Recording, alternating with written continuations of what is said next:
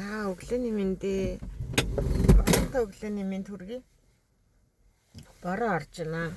Тэгээ сая ирж яваад эпимер нэг айгу сайхан юм сонсоод сэтгэл хөдлөөд нулимс гарлаа. Тэр юу гэхээр нэг нүүр хувиргагч бүсгүйтэй ярилцлага хийж ин л да. Тэгсэн чинь тэр хүн нөгөө нэг зурганд явах тухай яриад тэгээд энэ зургийн багууд, кино зургийн багууд баг дээр ажиллаж байгаа хүмүүс ингээ би нэг маш их халамжилдаг нөгөө ингээд өвөл ингээд өвлийн зураг авахлахад энэ жүжигчд бол ингээд цаг маг бүр ингээд маш нэмхэ хувцастай нөгөө зураг авахулаад айгу тийм хүнд нөхцөлд ажилдаг гэдэг айгу хөрхөн юм ярьж байна л да. Тэгээд бүр ингээд жүжигчнээ хайрлаад юу яагаад өөрийнхөө өмсчсэн цамцыг хүртэл тайлаад ингээ хөлийн боож исэн гэх тэгээд тийм гоё нөгөө нэг торгон мэдрэмжтэй хүмүүсийн бие хайрлаж байгаа тухай тэр торгон мэдрэмжийг сонссон чинь бүр ингээд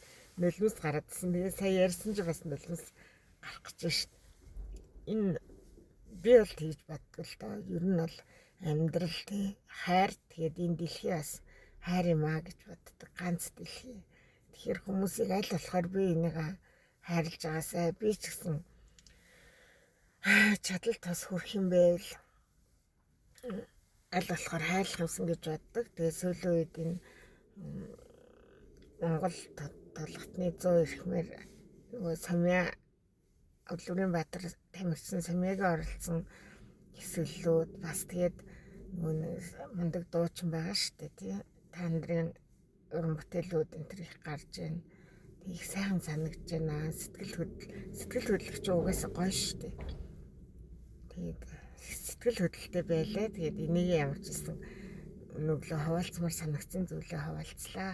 Баярлалаа. Та бүхэн ч гэсэн хайрын тухай сэтгэл ямар үед хөдөлж нулимс гардаг тухай ч юм уу эсвэл өөр тохиолдсон зүйлүүдийнхаа тухай хаваалцаарай. Хамт байдагт баярлалаа. Лайк, коммент, зүрх, лайк одоо юу лээ? Шеэр тэр бүхнийг харамгүй надад бас өгвөл талархнаа гэж үү. Баярлалаа. Өдрийг сайхан өнгөрүүлээрэй.